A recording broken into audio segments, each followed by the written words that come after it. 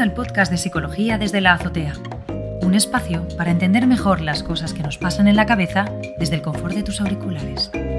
Buenas, Monse, ¿cómo estás? Hola Nadia, buenos días. Genial, ¿y tú? Fantástica. A ver, vamos a empezar con una pregunta hoy. La semana pasada hablamos de la necesititis y de que, bueno, habría que eliminar los deberías. Entonces, hemos recibido pues muchas llamadas y comentarios de nuestros oyentes que quieren saber si tienen que eliminar la palabra debería de su vocabulario y no utilizarla nunca más. ¿Qué opinión tienes sobre esto, Monse? Sí, es una pregunta recurrente esta.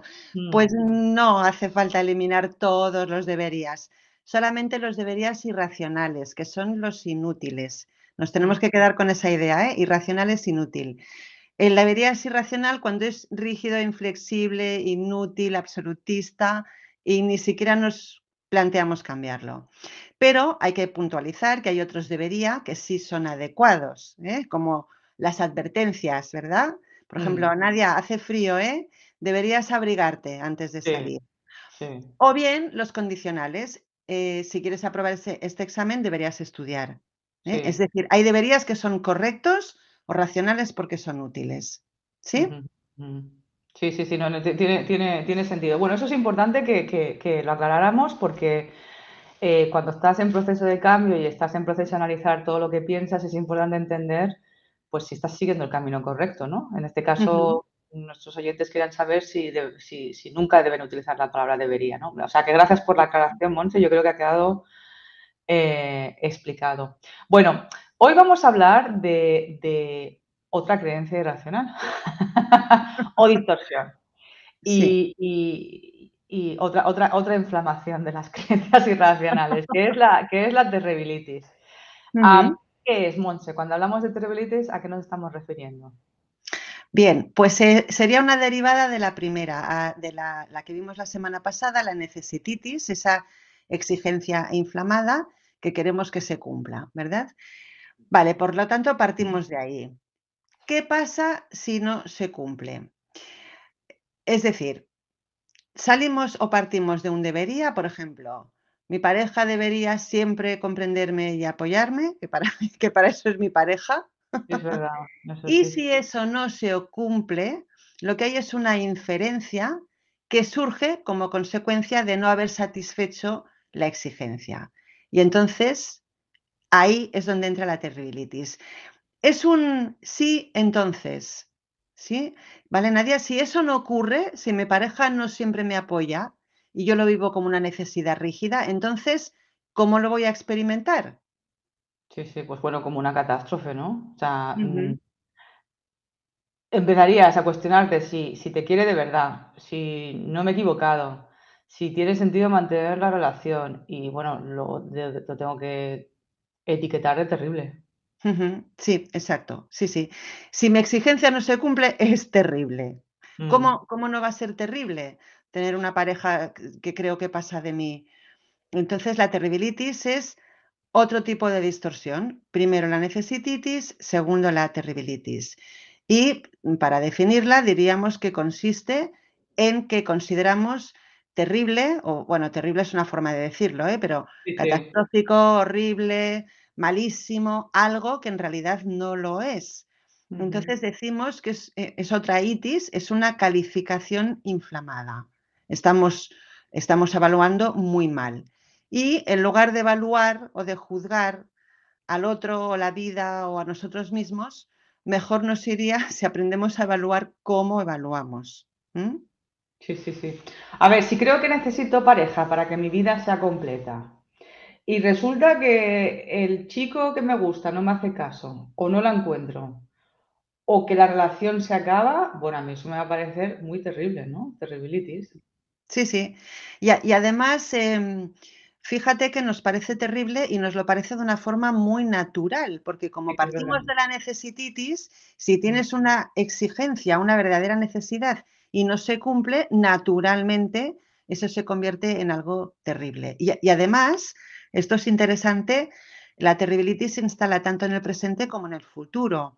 En el ejemplo este que has puesto tú, pues si se vive como terrible, no llegar a tener pareja, resulta que cuando por fin la tengas vas a pensar que será terrible perderla.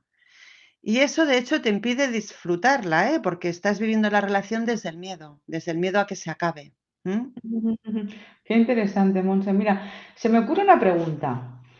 ¿El miedo está detrás de cualquier hábito mental nocivo, distorsión o creencia irracional? Pues diría que sí.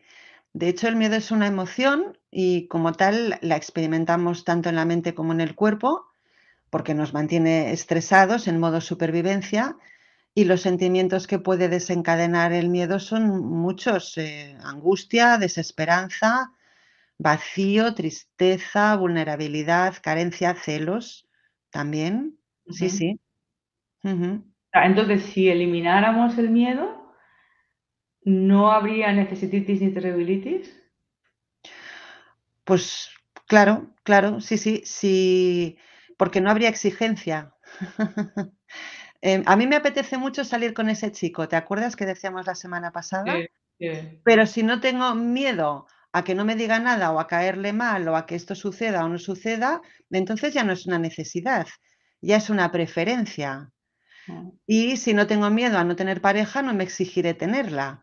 Puedo mm. estar bien, con pareja o sin pareja, porque no lo experimento desde la necesidad.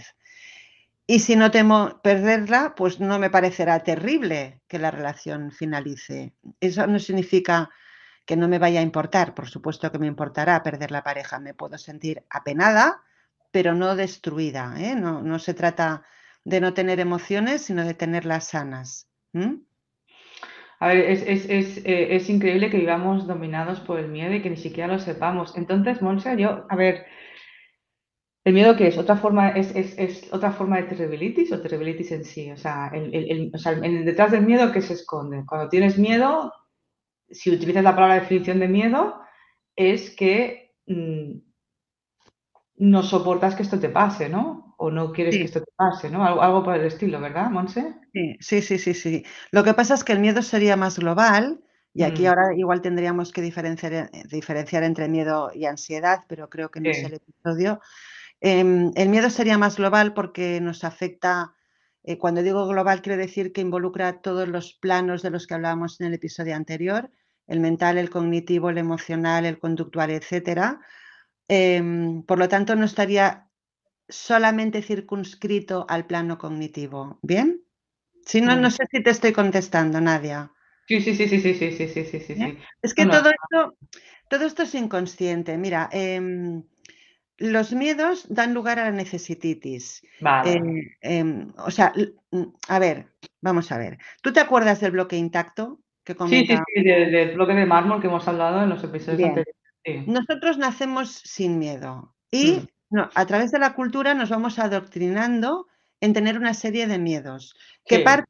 es verdad que pueden partir de la necesititis, es decir, la necesititis es mental, está en el plano cognitivo, pero el miedo es global. Mm. Bien, y hay una frase que es muy famosa, que se atribuye al director del Instituto del Cerebro de Milán, que él decía: genio se nace y a imbécil se llega. Qué buena esta frase. ¿Y qué hay en el cambio? ¿Qué sucede para que ese bloque intacto, ese genio, llegue a la imbecilidad? Para llegar Claro, allí. partimos del bloque intacto, partimos de que nacimos sin miedos, que hay muchísimos miedos que son aprendidos. La mayoría de los que se llevan hoy a consultas psicológicas son aprendidos. Sí. Entonces, te voy a responder lo mismo que respondió él, ¿eh? ¿Qué hay en el camino entre ese bloque intacto, o ese genio y el imbécil? Bueno, pues lo que hay es el sistema educativo. Estamos en una sociedad que nos educa en el miedo, ¿eh? A no ser suficientemente válidos o dignos de cariño o atractivos o buenos o competentes o merecedores de lo que sea. Entonces, eso nos hace crecer con la convicción de que tenemos un montón de carencias y que otras personas, otras circunstancias nos tienen que proporcionar aquello de lo que carecemos. Por eso necesito la pareja para ser feliz. Mm. Desde la necesititis y desde la terribilitis vemos a la pareja como un suministrador, como un proveedor de aquello que me falta Y por eso lo vivo como una necesidad y por eso considero terrible no llegar a tenerlo o llegar a perderlo. Fíjate que es un mecanismo mental que es simple, pero es implacable. Sí, sí, es así. Oye, Montse, ¿y cómo erradicamos la terribilitis? Pues verás, lo fascinante del proceso de cambio es que la mejoría en esta eliminación que pretendemos de los hábitos mentales negativos se produce en cascada y esto es muy bonito. Si tú eliminas la necesititis convirtiendo tus necesidades en preferencias, difícilmente tendrás terribilitis, ¿verdad, Nadia? ¿Sí? Si algo ya no lo necesito, simplemente lo prefiero y no lo tengo, pues no será terrible, será desafortunado, si quieres, pero ya está. Por lo tanto, es evidente que hay que aprender a evaluar cómo evaluamos, ¿eh? Sí, sí, sí, sí, sí. O sea, en lugar de necesito una pareja, sería, bueno, me encantaría tener esa pareja, compartir con ella mi vida, pero si no sucede, pues estoy bien sola. A ver, que eso que mucha gente no se lo cree, pero eso es verdad, o sea, puede estar muy bien solo, ¿sí? Sí, claro, claro, claro. No es lo mismo estar solo que sentirse aislado, ¿eh? Sí, son cosas diferentes, sí, sí, sí, sí, Sí, sí. sí. Mira, desde la TREC absolutamente nada, nada es terrible, nada, ni siquiera la muerte, ¿eh? No. Entonces, lo que hay que hacer es sentir la vida desde el amor,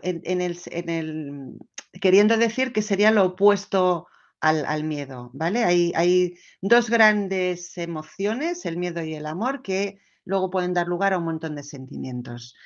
Y por eso decimos que el cambio mental produce un cambio emocional, porque de hecho estamos hablando de cambiar tu filosofía de vida, ¿eh? Cuando pasas de la exigencia a la preferencia o cuando cambias la evaluación y dices, bueno, esto no es terrible, ¿eh? Es muy desafortunado, pero terrible, ¿no? Ahí lo que haces es cambiar tu filosofía de vida, tus prioridades, tus valores incluso. Y él insistía mucho en esto. Él decía, vive, disfruta la vida, persigue tus sueños, aunque a veces den miedo. Y oye, si te mueres, te mueres, ¿eh? Y no te preocupes que ya te haremos un bonito funeral.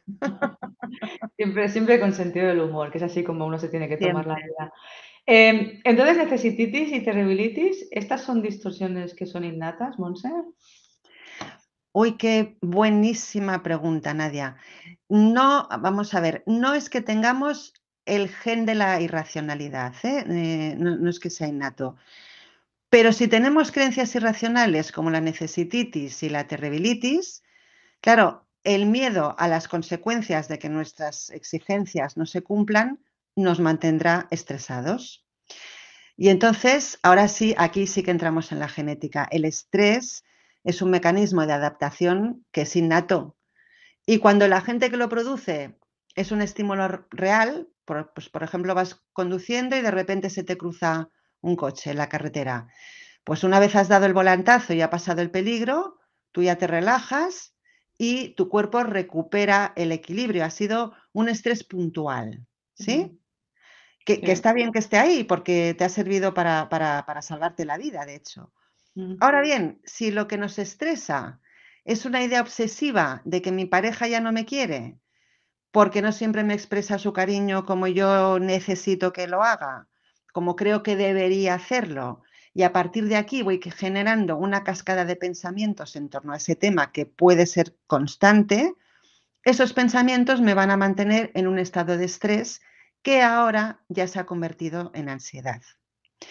Y claro, hay creencias irracionales sobre un montón de temas, ¿eh? Las relaciones, el trabajo, la Mm. economía, la salud, hasta el clima nos da Sí. miedo, ¿eh? Nos convendría apagar la televisión. Mm. Sí, sí, sí, sí, sí, sí, sí. Entonces, Monse, ¿cómo eliminamos la terribilitis? Bien, pues encadenando con el episodio anterior, Nadia, Ujú. observamos los pensamientos, buscamos deberías, bien, para intentar detectar qué tipo de distorsiones tenemos. Y si encontramos exigencias, las cambiamos por preferencias. Eso sería en cuanto a la necesititis. En cuanto a la terribilitis, hay que reevaluar. Si consideramos que algo es terrible, hay que volver a evaluar las consecuencias de que esas necesidades no se satisfagan. Y entonces puedes decir, bien, vale, de acuerdo. Esto que me pasa puede que sea molesto, desagradable, inoportuno, pero mira, terrible, terrible no es. Y si sigues creyendo que es terrible, es porque no has modificado la exigencia, ¿eh? Hay que dar un paso atrás, ¿vale? Exigencia o necesititis, proceso primario, terribilitis, proceso secundario derivado de que la necesidad no se cumpla. Así que ahora hay que evaluar cómo evalúas o cómo etiquetas. Hay que pensar menos, pero pensar mejor.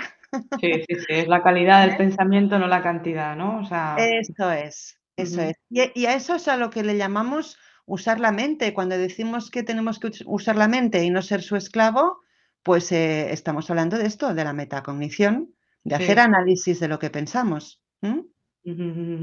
Sí, sí, sí, sí, sí.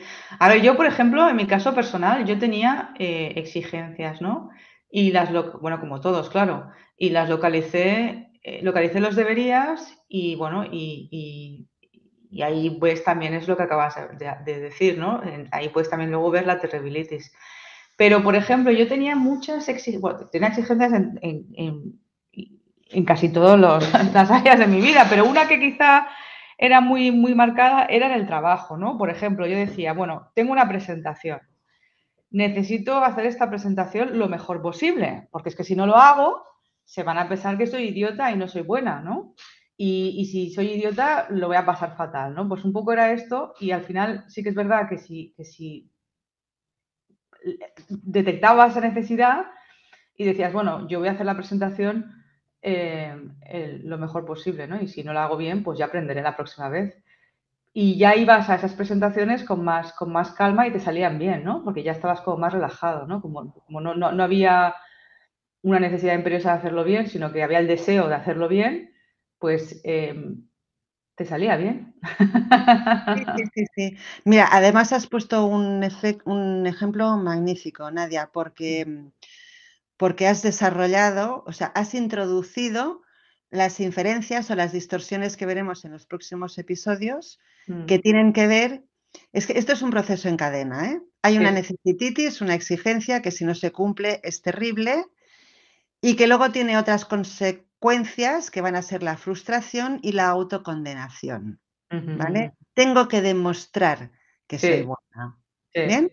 Estas serán las que veremos en próximos episodios, ¿eh? Pero fantástico el ejemplo, Nadia, muchas gracias. Bueno, gracias a ti, Montse, por enseñarnos siempre cosas nuevas sobre la TREC y a entendernos mejor y entender lo que pasa por la azotea.